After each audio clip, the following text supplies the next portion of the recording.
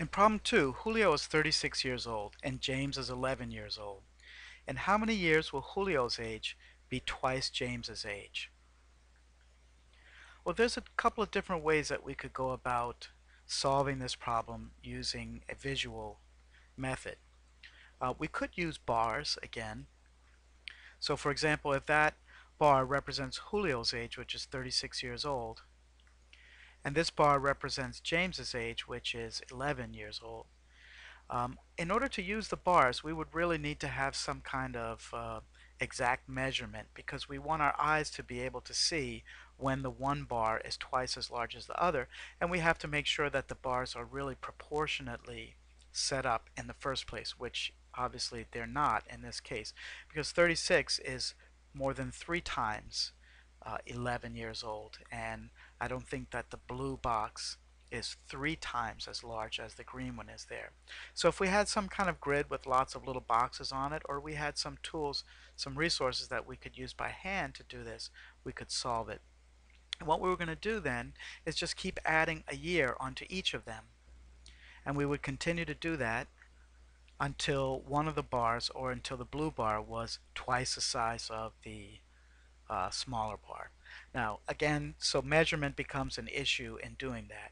Another way that really accomplishes the same thing but is not as visually oriented as that is to use a table. And since we want Julio's age to be twice that of James's age, what we're really talking about is a ratio. So the ages should be 2 to 1, or when we divide Julio's age by James's age, we should get a value of 2.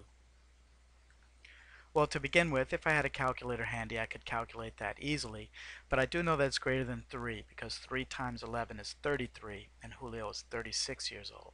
So we have a ways to go. So what we would do then is add 1 year to each person, and since 3 times 12 is still 36, which is less than 37, it's still going to be greater than 3. But again, I could use a calculator and get an exact value there. 38 and 13. Now it's 13 times 3 is 39, so it's not quite 3, but it's definitely greater than 2. Once again, 2 times 14 is 28. We're still well over that.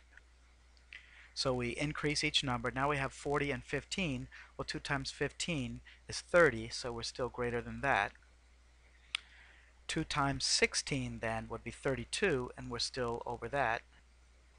2 times 17 would be 34. 2 times 18 is 36. There's nothing wrong with skipping a number or two here, so let's go up to 20. And Julio's age would then have to be 45, so it's still 25. 2 times 20, sorry, is 40, so it's 5 greater than 2. And when James is 22, then Julio's age will be 47, and that's still greater than 2 times 22, which is 44. And I think I see now when I go up to 25, add 3 more to James's age and 3 more to Julio's age, we now have 25 for James and 50 for Julio, which is exactly a ratio of 2 to 1. And so this is a way that we could solve this problem. Algebraically, Julio is 36, James is 11. Now they aren't equal at this point, so we can't put an equal sign between them. But we're going to add so many years to Julio and the same number of years to James. Now when we do this, they're still not equal. At this point, Julio is twice as old as James. So be careful not to multiply Julio's by 2. We have to multiply James's age by 2. That will give us Julio's age. And so now we have an equation that works. Now distribute on the right side. I get 22 plus x.